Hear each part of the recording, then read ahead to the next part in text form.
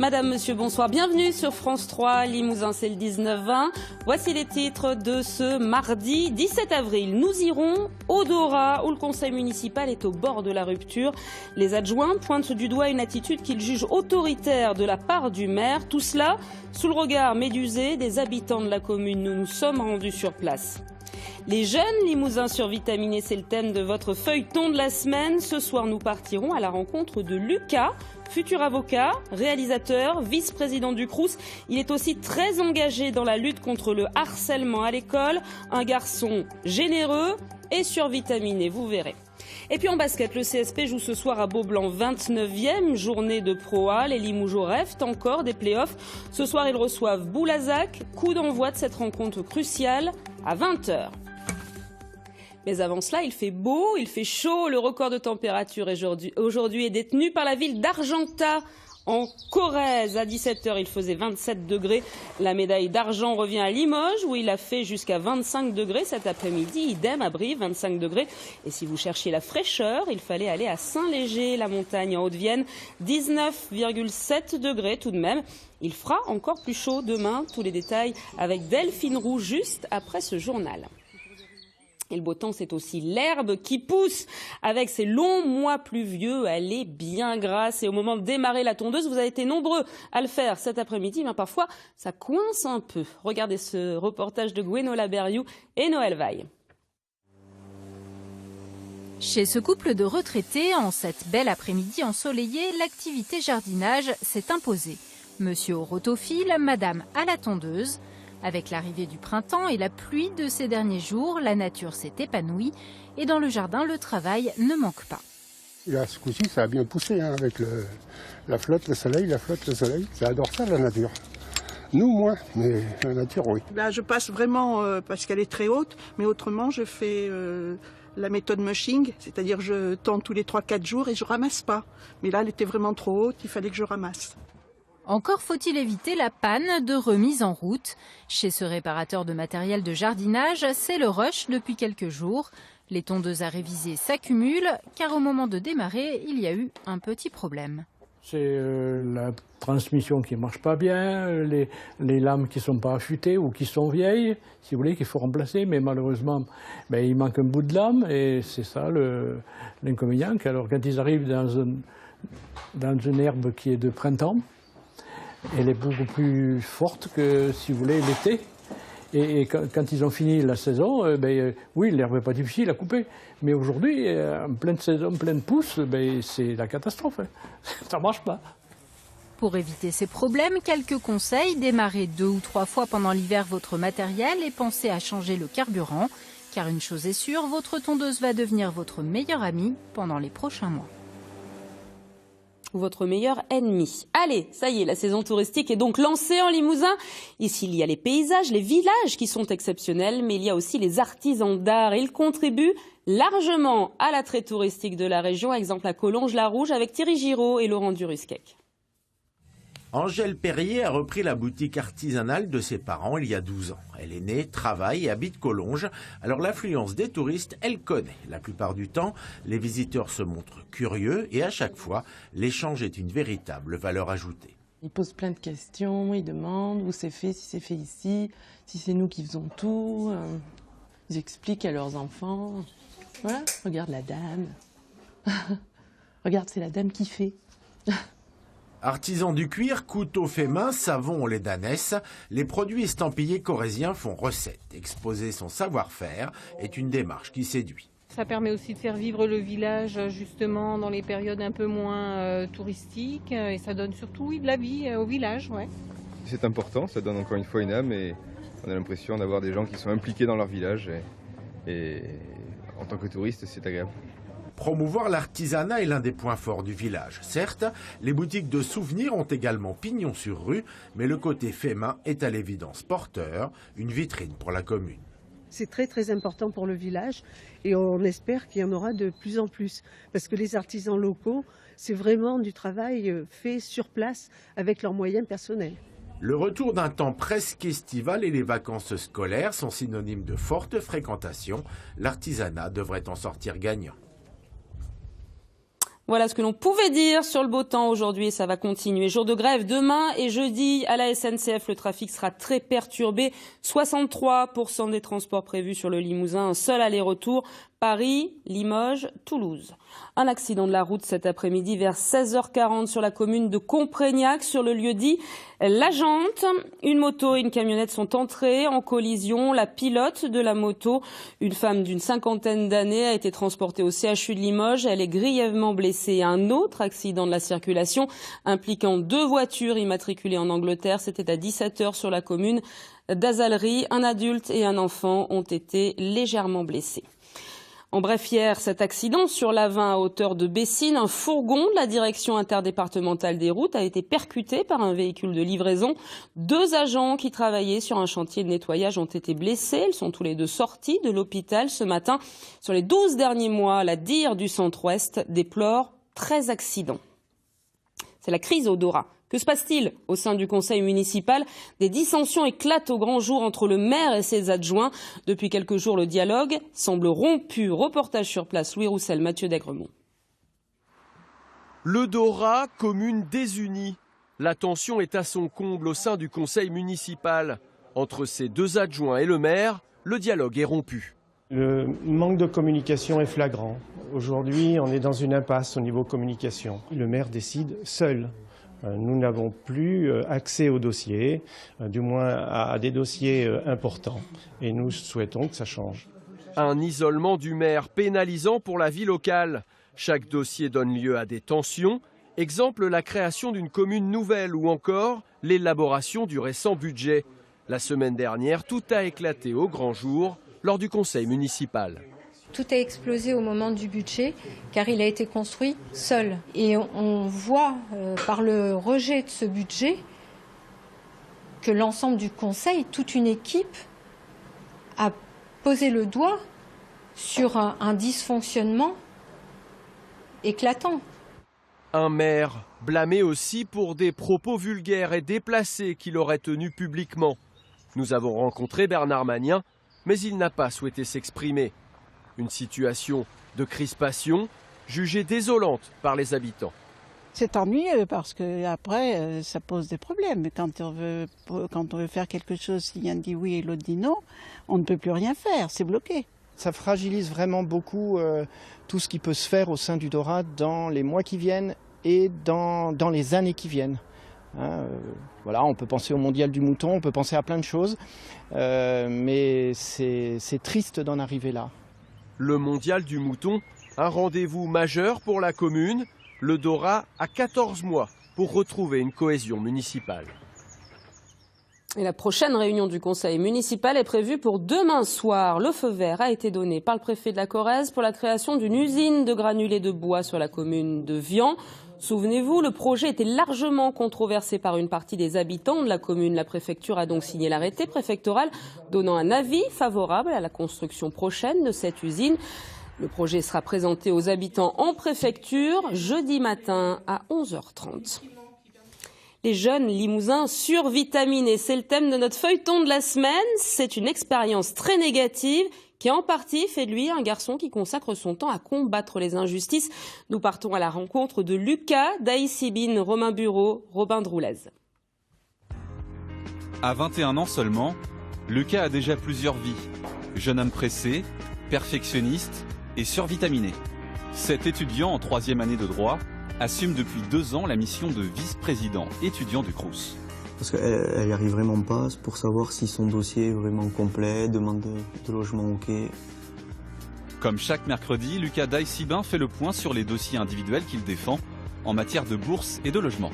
Si, et ça arrive, je suis en désaccord avec quelqu'un, que ce soit au Crous, au niveau du rectorat, etc., j'hésiterai pas à aller entre guillemets en conflit parce que c'est mon rôle de défendre les étudiants. Pour avoir ce rôle en tant que vice-président étudiant, il faut vraiment pouvoir aller au contact, avoir l'envie de communiquer, avoir envie de trouver des solutions rapidement. C'est un rôle qui lui convient parfaitement. À bientôt, la semaine prochaine. Direction la fac pour un cours de droit des collectivités territoriales. En matière de transport, la loi NOTRe transfère la majeure partie des compétences aux régions. C'est le dernier cours de l'année pour cette matière. Quant à la suite, Lucas a déjà choisi sa voie depuis longtemps. Moi, mon projet professionnel, c'est de devenir avocat. Me spécialiser en droit de la famille, droit du travail, mais surtout droit pénal routier. Mais c'est long. Et pourtant, son destin ne semblait pas tout tracé. Après un bac obtenu sans éclat, Lucas s'oriente sans conviction et aussi un peu sous la pression de sa famille vers un BTS agricole. Mais rapidement, il est pris à partie par ses camarades, victime de harcèlement scolaire sur fond de racisme. Je me suis retrouvé isolé, insulté, menacé. Je me suis plaint, j'ai dénoncé ces actes à mes professeurs principaux, au CPE, aux directeurs qui n'ont jamais rien fait. Ils ont même dit que c'était ma faute et que si j'étais pas content, je pouvais partir. Cette blessure, il va en faire sa force et son combat grâce à la réalisation en 2017 d'un court-métrage dénonçant le harcèlement scolaire. Pas sur son histoire personnelle, mais d'après des faits réels. C'est l'histoire d'une jeune fille qui s'appelle Marion, qui est lycéenne, qui est issue d'une famille plutôt modeste et qui se fait harceler parce qu'elle a refusé les avances sexuelles d'un jeune homme. Laisse-toi faire. Antoine, c'est bon. Oh, Antoine, t'as pas le droit. Relève-toi, non. Non, arrête, le pion. La réussite médiatique de son court-métrage l'a même encouragé à poursuivre l'aventure de la réalisation. Avec cette fois-ci un long-métrage tourné l'été prochain sur la violence dans le sport. Un autre sujet auquel Lucas est sensible. Et oui, il est aussi observateur de jeunes arbitres de football. Un autre portrait survitaminé dès demain midi. Un rassemblement de soutien au peuple palestinien à Limoges. Une vingtaine de personnes se sont réunies symboliquement cet après-midi à 17h. Place d'Anne, vous les voyez sur ces images de Samuel Chassaigne. Quand le plaisir devient une maladie, l'addiction aux jeux vidéo vient d'être reconnue comme une réelle pathologie par l'Organisation mondiale de la santé à Limoges. Cela fait déjà 5 ans que le centre hospitalier Esquirol prend le problème très au sérieux. C'est le dossier de cette édition. Il est préparé par Jean-Martial Joncart et Mathieu Daigremont. Vendredi midi, dans un bar e-sport de Limoges. Par e-sport, comprenez des jeux vidéo en mode multijoueur. Pas une console de disponible. Le lycée voisin vient ici passer sa pause déjeuner. Tous accros, les ados? À les entendre, pas forcément. Ça aide un peu à décompresser, ça permet de se libérer, de faire autre chose un peu. C'est quelque chose qui regroupe aussi. Hein. Ouais. Faut pas voir ça comme quelque chose qui désociabilise là, parce que là c'est du jeu en local, donc du coup on peut vraiment, discuter. Tu passes beaucoup de temps aux jeux vidéo? Bon non, pas trop, 1 heure, 2 heures, pas beaucoup. Et les jeunes ne sont pas les seuls concernés. Le soir, ce sont d'autres gamers, d'autres joueurs qui viennent ici se retrouver. Le soir, ça va être plus du jeune actif, 30 ans. Niveau de l'âge, je dirais 18-35 ans. Tout le monde joue. Près de la moitié de la population en France, même les filles, à peine moins d'un joueur sur 2. Et loin des clichés, l'âge moyen du gamer est chez nous de 35 ans. Confirmation dans ce magasin où il n'existe plus vraiment de client type.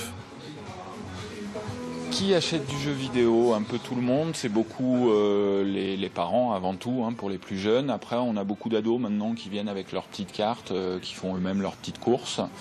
Et après, voilà, ça dépend quel jeu vidéo. On a aussi du rétro gaming, et là, c'est vraiment clientèle de mon âge, quoi, la quarantaine, on va dire, un peu plus, un peu moins. On remarque que la clientèle se féminise de plus en plus. On a beaucoup de filles maintenant qui achètent des consoles et qui jouent, des gameuses. Universel, le jeu vidéo plaît donc et n'est pas sans avantage. On lui reconnaît ainsi certaines vertus en termes de capacité psychomotrice, d'acuité visuelle et de développement de l'imaginaire. Mais il inquiète également, à tel point que l'Organisation mondiale de la santé vient de reconnaître son addiction comme une maladie. Au centre hospitalier Esquirol à Limoges, on s'est penché sur le sujet dès 2013 et certaines pratiques alarment. Ça peut être au détriment de sa santé, ça peut être aussi l'addiction, si le joueur ne s'arrête, il est dans une sorte d'état de manque plutôt psychologique. Hein. Il y a une envie irrépressible et s'il ne joue pas, il ne peut plus avoir des actes habituels. Ça peut être aussi au détriment d'autres sources de plaisir. S'ajoute aussi un problème de perception de la réalité. Les jeux sont de plus en plus violents. Normalement classifiés par une norme appelée PEGI, guère respectée, ils peuvent impacter les plus jeunes. Il y a aussi tout ce qui est contenu dans le jeu en termes de discours, de propos plus ou moins racistes ou de violence. Voilà, sexiste, c'est ça, de violence, de discrimination, de drogue, de ce genre de choses, qui fait que chez un plus jeune, je ne suis pas sûr que ce soit le meilleur moyen de rentrer dans la vie, dans la société. S'il n'est pas à stigmatiser, il en va du jeu vidéo comme beaucoup d'autres choses. Il est à consommer avec modération pour que même joueur joue encore. Sinon, ce sera game over.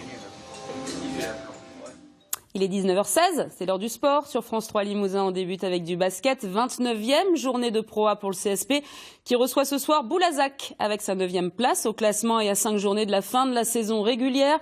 Cette rencontre est cruciale pour le CSP. On retrouve Jean-Martial Joncar devant le Palais des Sports. Il y a eu des satisfactions, il y a eu des déceptions et même des fois où l'on sortit de beau blanc fort mari. Mais enfin, jusqu'alors, cette saison, le CSP ne nous avait guère inquiétés. Mais là, à force de le répéter depuis plusieurs semaines, les playoffs que l'on croyait, sinon acquis, du moins accessibles, semblent de plus en plus hypothétiques depuis la dernière défaite et la place chocolat que Limoges a acquise. Alors, une victoire ce soir face à Boulazac. Boulazac, certes mal classé, ennemi que l'on aime à battre depuis certaines joutes en Pro D2, vous vous en souvenez, Cécile? Une victoire donc face à Boulazac ce soir est indispensable pour continuer à rêver, quel que soit le score, quelle que soit la manière, même avec un seul point d'avance, une victoire, sinon rien. C'est tout ce que l'on espère pour ce soir, c'est tout ce que l'on veut vous résumer dès demain midi, ma chère Cécile. Allez, bon match Jean-Martial, direction Brive, dernier du top 14 après sa défaite le week-end dernier à Oyonnax. Le CAB doit impérativement gagner ses 2 derniers matchs pour espérer rester parmi l'élite.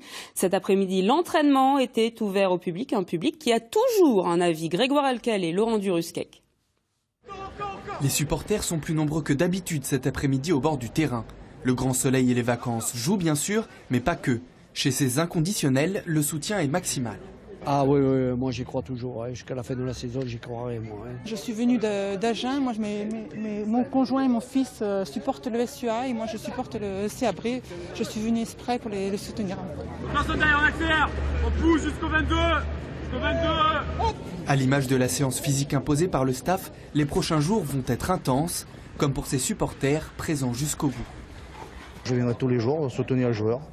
Mais je dis bien rien que les joueurs, parce que j'ai toujours cru aux joueurs. On a un très bon groupe et il faut croire en eux, même si ils ont une part de responsabilité à ce jour. Mais je pense qu'ils ne sont pas les seuls fautifs.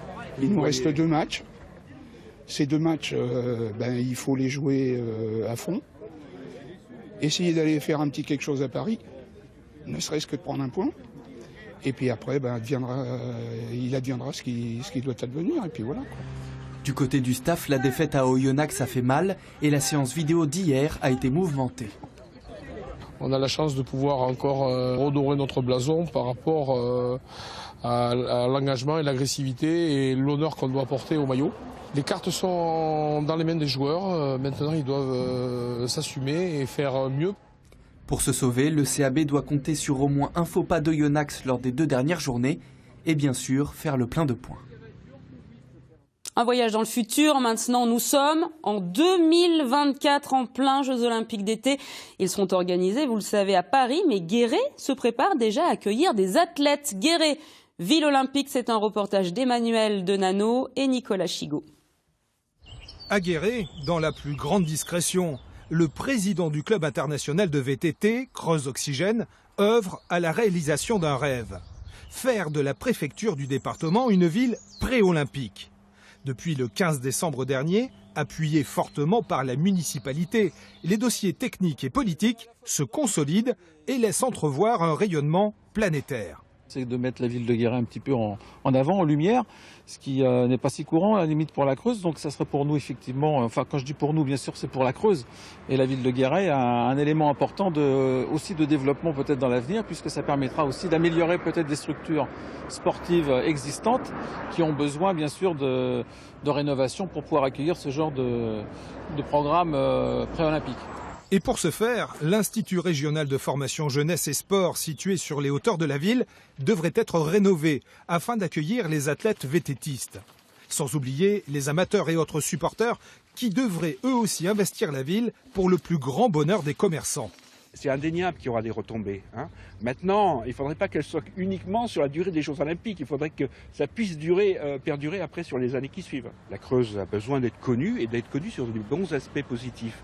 Et donc je pense que là, on touche à un moyen de communication intéressant avec ces Jeux Olympiques. Mais le projet, qui n'est encore que projet, doit passer par un autre projet avec la mise en place d'une piste en tout point semblable à celle de Paris, au cœur de la forêt de Chabrières. Le dossier de candidature sera rendu courant juin au comité d'organisation des Jeux Olympiques. S'il est retenu, la piste et le rêve d'une ville prendront forme en 2021. Et après le sport, le réconfort. Et pour cela, rien de mieux que le naturel. Dans le cadre de l'opération Bienvenue à la ferme, de nombreux producteurs ouvrent leur exploitation aux visiteurs d'avril à juin. C'est le cas de la ferme de Mélie-Lotus à Chantex, une ferme atypique. Grégoire Alcal et Marine Nadal. Grâce à cet alambic, Julien Barato distille des plantes médicinales pour en faire des huiles essentielles et des hydrolats, c'est-à-dire des eaux florales. Explication à la trentaine de curieux. On a la chaudière ici, dans laquelle on va mettre de l'eau. Là, c'est la colonne avec une grille en dessous qu'on va remplir de plantes. On va faire passer la vapeur d'eau à travers les plantes en remettant la colonne par-dessus. Voilà. Et tout ça, après, va passer dans le refroidisseur, circuler dans le serpentin et ça va se condenser à la sortie. Place à la distillation de genévrier maintenant. Ici, on privilégie la qualité à la quantité. Normalement, on est entre 10 et 15 kilos de plantes. Et donc, on récupère entre 10 et 15 litres d'hydrolat à la sortie. Et quand on a la quantité d'hydrolat, on arrête la distillation. Voilà. Parce qu'après, ça n'a plus d'intérêt, on ne fait que diluer. 30 minutes plus tard, voilà le résultat. Après la démonstration, direction le séchoir à l'étage. Les odeurs des plantes entreposées se font sentir, des plantes qui servent aussi à produire des tisanes. J'étais agriculteur, mais je ne connais pas les plantes comme ça, quoi. Je connaissais pas. Je les voyais, mais je ne savais pas à quoi ça pouvait servir, quoi, finalement.